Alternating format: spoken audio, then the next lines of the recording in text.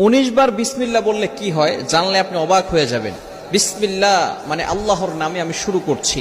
পবিত্র কোরআনুল কারীমের ভিতরে সর্বপ্রথম কিন্তু আল্লাহ তাআলা বিসমিল্লাহির রহমানির রহিম দিয়ে শুরু করেছেন, ঠিক কি না? বিসমিল্লাহির রহমানির রহিমের ভিতরে অনেক ফজিলত রয়েছে। 19 বার পড়লে এর গুরুত্বপূর্ণ একটি ফজিলত রয়েছে।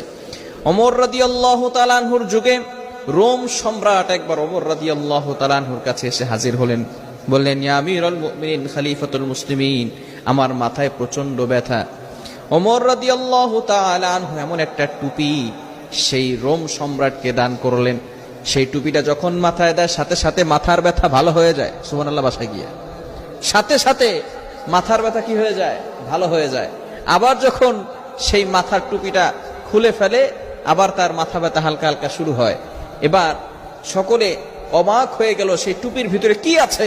ওমর ইবনুল খাত্তাব রাদিয়াল্লাহু তাআলা আনহু টুপি